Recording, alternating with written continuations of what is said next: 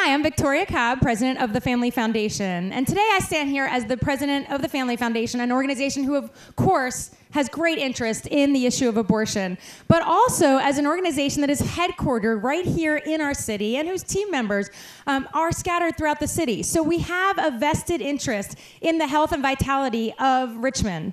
As an organization that seeks to protect human life and support moms who find themselves in an unplanned pregnancy, we are incredibly disappointed that the city gave a building valued $1.2 million to the largest abortion provider in the nation, an entity that is already underwritten by taxpayer dollars. In its 2022-2023 annual report, Planned Parenthood reported nearly $2.1 billion of income and nearly $2.5 billion in assets. They own buildings, they buy buildings, and they have the capacity to buy this building. Furthermore, we absolutely do not see the need for them to have a third abortion center within our city, and this will make the 6th total abortion center in the city of Richmond, and that doesn't even include those centers that are just over the county lines. It isn't these places that are giving women hope, handing them diapers, helping them find housing, and telling them that they actually can both be a mom and achieve their dreams. But I digress. One doesn't have to believe, as I do on the issue of abortion, to be angry at what City Council has done. In fact, many Richmonders who are adamantly pro-choice totally disagree with what has been done in this sweetheart deal. Why? Because the job of the mayor and the city council is to steward taxpayer dollars for the greatest benefit of its residents. Giving away, rather than selling at market value, a building to anyone or any entity that has the value of $1.2 million is not acceptable.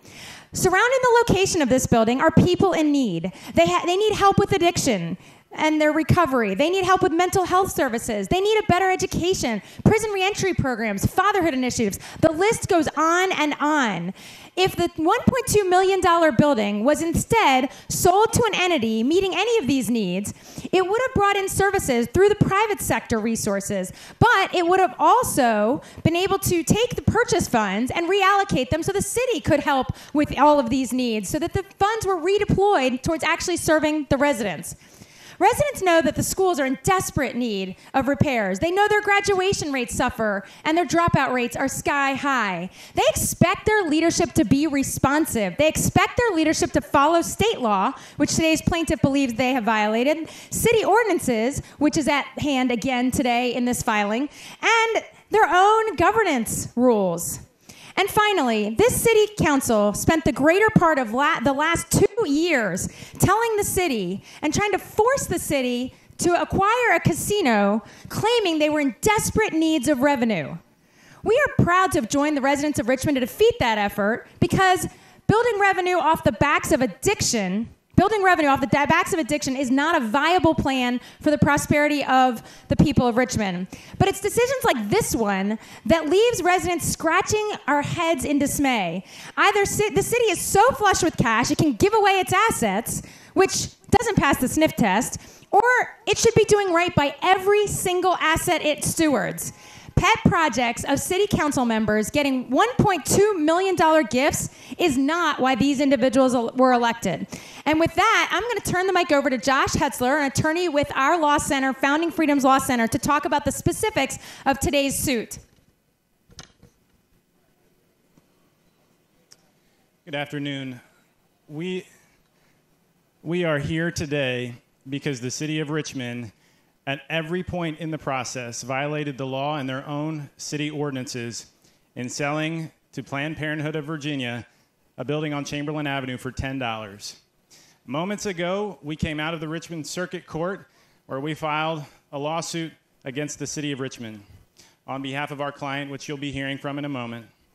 And in that suit, we allege that the city of Richmond violated the law and city ordinances in at least 4 ways. The first thing they did was that they did not declare that property to be surplus property, which qualifies it for sale. That never happened. The second thing they did was perhaps the most egregious.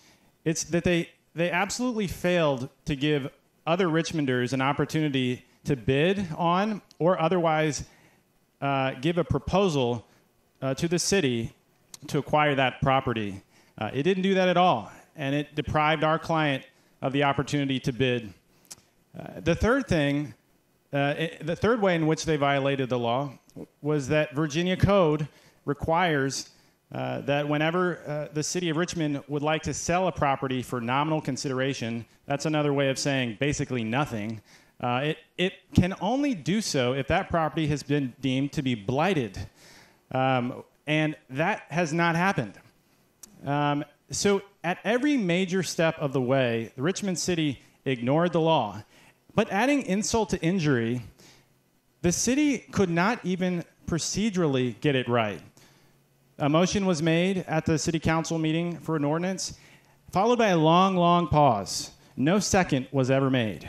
Now that may seem insignificant to some, but I've witnessed at the General Assembly many bills fail for a lack of a second. It's a required part of the procedure. It's in their rules.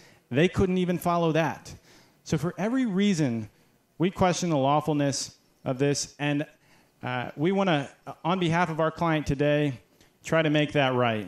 Now I want to introduce to you Dr. Sheila Fury. Sheila M. Fury, MD, PC, is a local psychiatry practice that is run by Dr. Fury. It specializes in providing educational brain training services to children and adults with autism, brain injuries, and dyslexia. The practice has been successful in assisting formerly nonverbal autistic children to speak, and there is an increasing need for these services in the Richmond area. Dr. Fury also testified at the June 22nd City Council meeting in opposition to the $10 sale. So I'd like to invite up Dr. Fury to make a few remarks. Thank you to the Family Foundation and the Founding Freedom Law Center. The city of Richmond squandered over $1 million in funding that could have been used for critical services for Richmond residents, like improving our schools or providing critical medical services to children in need. Their actions denied my medical practice and other worthy businesses the opportunity to acquire that property and use it to provide services for our neighbors and the services that are actually wanted and needed in the community. The building was originally Brook Hill Elementary School. It was built in 1900, and it has served generations of Richmonders. In recent years, Richmond Public Schools leased the property to several groups that provided valuable services that truly benefited the community, including a school for pregnant girls and a place where prisoners re-entering society would receive training and support to get back on their feet.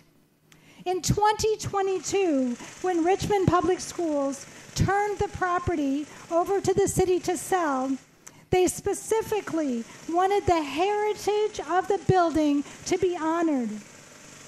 And they specifically asked that the money received from any sale go directly to benefit Richmond Public Schools.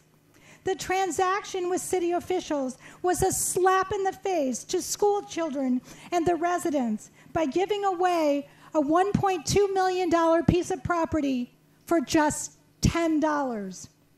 The last thing Richmond needs is another abortion facility when it already has 5. And the city admits that its primary purpose is to provide service for out-of-state women, not the city's residents.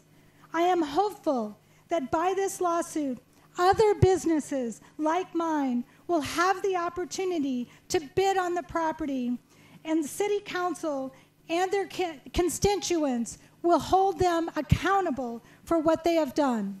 Thank you. Thank you so much.